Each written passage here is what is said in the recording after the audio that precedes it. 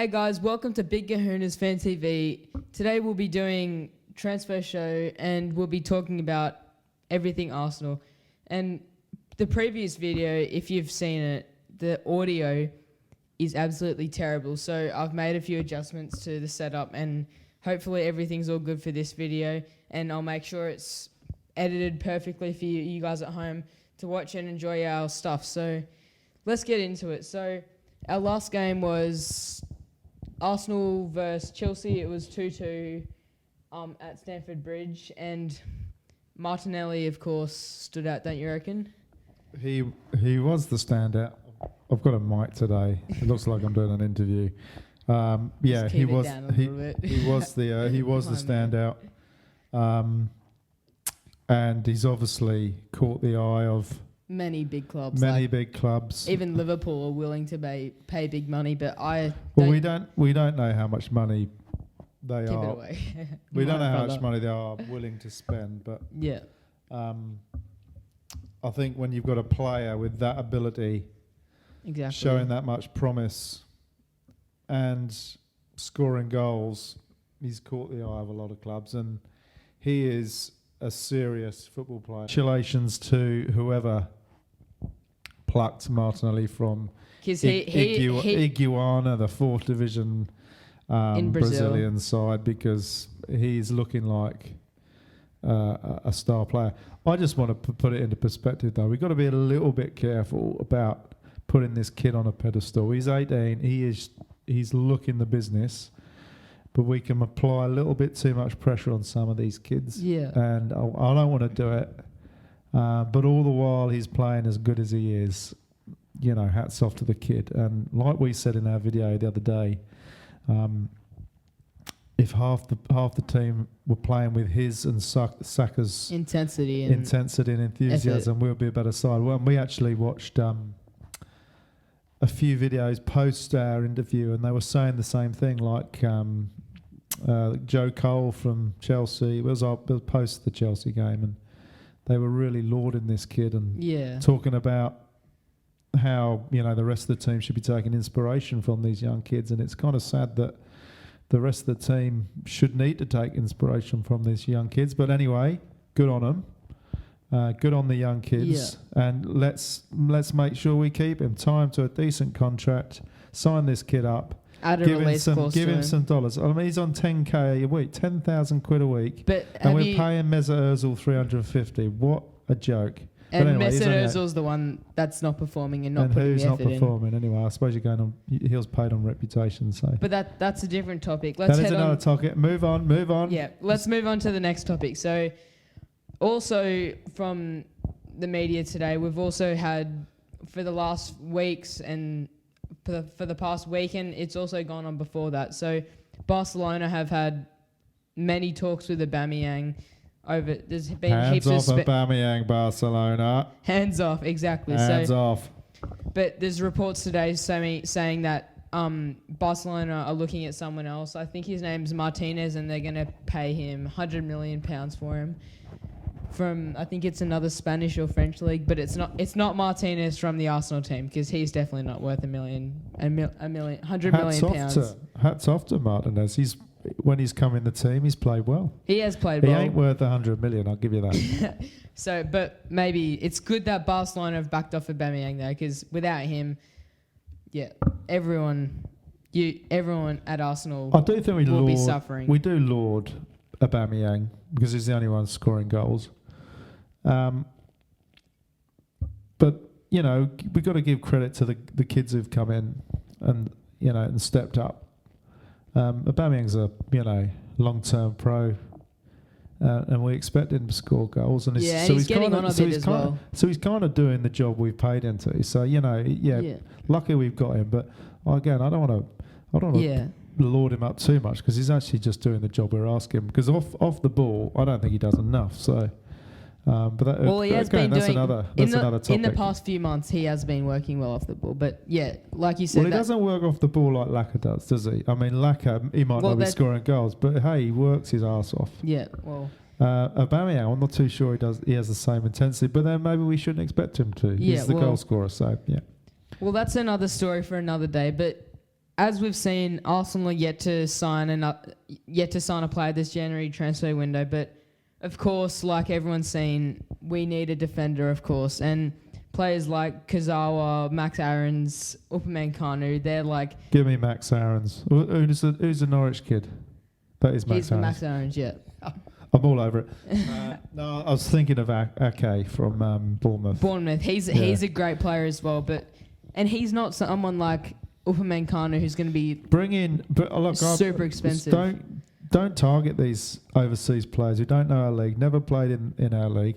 Target players who are from our league, who've got the experience, have done the hard yards, been bumped around a few teams, but have excelled. I think Ake is a good example. Max Aarons, he's young, quite kind of different, but pick players who are not going to harness a $30 or $40 million transfer fee.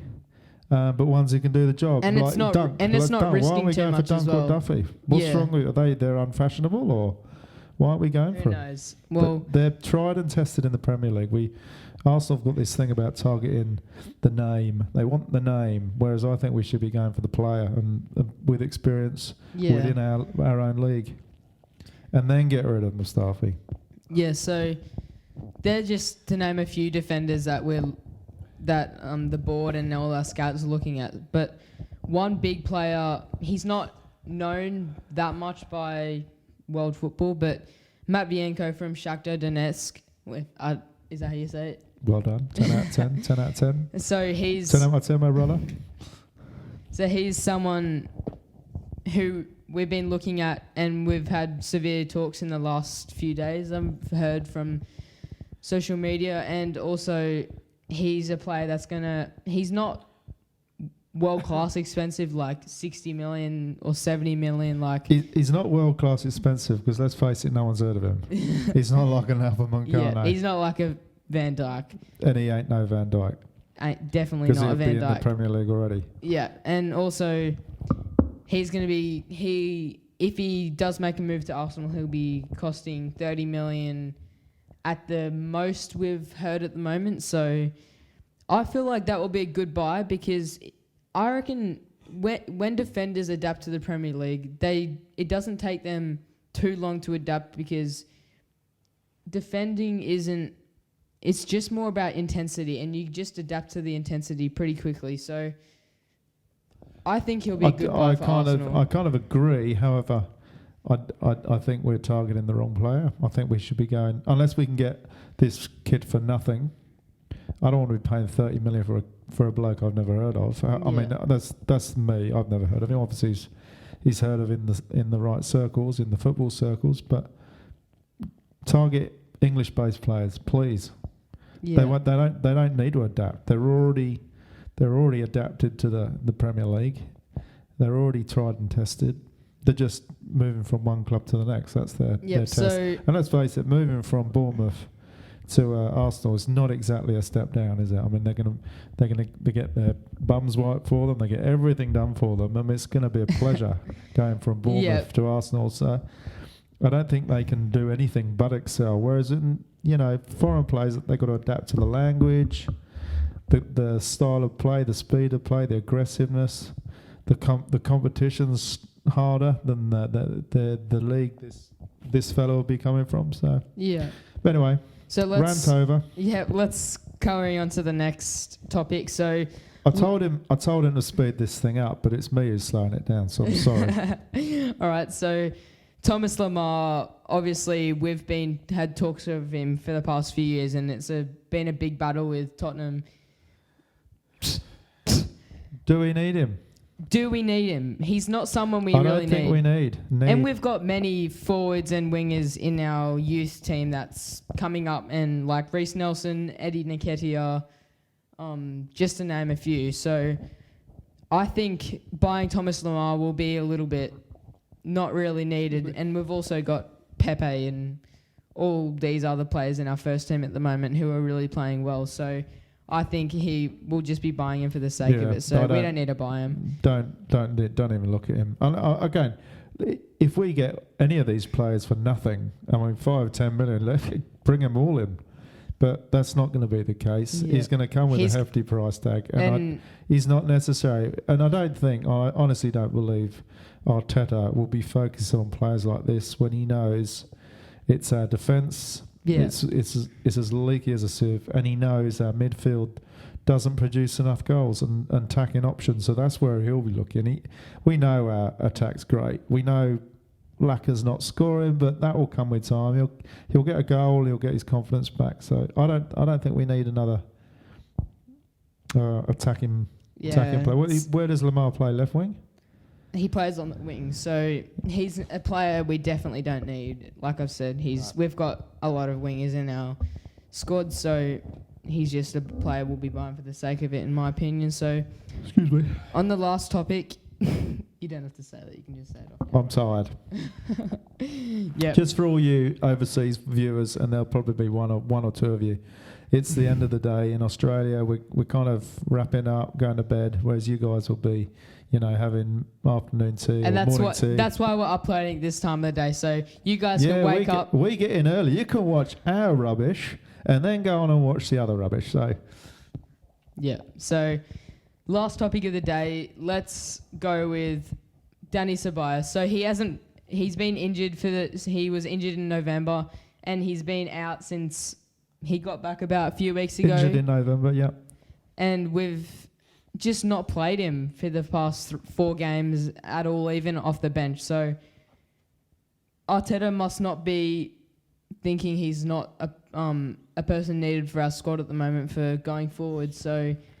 Yeah, I kind of feel sorry for him because he hit the ground running. He had a few odd games, and then he got injured. And then he's not been able to force his way back in the team, which I kind of don't think that's any fault of his. But I think he's a player that needs a run of games to get his confidence and gel back into the team. But I mean, if let's be honest about it.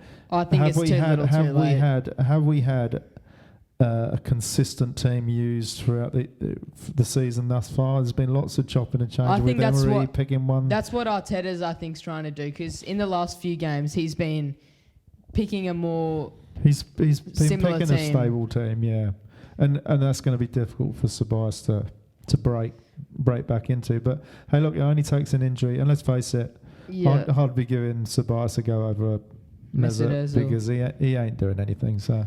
Yep. So but whether he does or not, it's another matter. Let's carry on. So Danny Ceballos is... Sorry, boss. Danny is trying to terminate his loan deal from Real Madrid. And he's also got some talks with Valencia after his loan deal for the full year, or maybe even he'll leave this January transfer window. So who knows? So let's wrap it up. So thanks for watching the video. We'll probably get a match preview for the Arsenal-Bournemouth game of the FA Cup. Sunday, Australian time, which will be... You're a terrible fan. Saturday. It's Monday. Yeah, but we'll do the game's on Tuesday morning. We'll do the preview. Come Sunday. on, man. Come on. It's a public holiday here in Australia on Monday, so yeah, we'll probably do it Monday. Good point. Yeah, we'll do it Monday for a Tuesday morning kickoff for us, Monday night for you guys. So... And just a quick one for anyone watching. Sorry. This is a shout out to all the firefighters and emergency services who've been supporting this nation for its recent troubles in the fire zones. Just to put it into perspective, before we get any comments, we're about 1,000 kilometres away from these fire zones. Australia can fit in the whole size of the whole of Europe and more. So Australia's a big place. But hats off to them. Credit where credit's due. You're doing a great job. Chin up, keep going, because they're still burning. Respect. Yeah, so sorry, mate. No, respect, because they're the ones who's saving our country at the moment. So let's wrap it up. So leave a like on the video if you enjoyed.